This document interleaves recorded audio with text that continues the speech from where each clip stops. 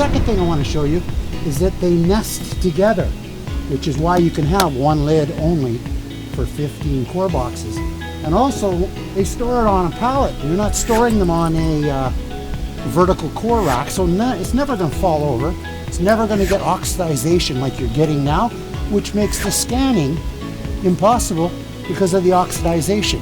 Tried it years ago. These core boxes, these Corecase, they stack high, so they're nested together, but they're also nested sideways. Watch this. Take the box out, it's got these clamps on here.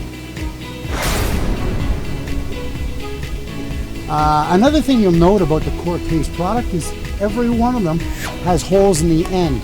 What is this for? Well, in case moisture gets inside, the moisture can run out and not contaminate the trays beneath it.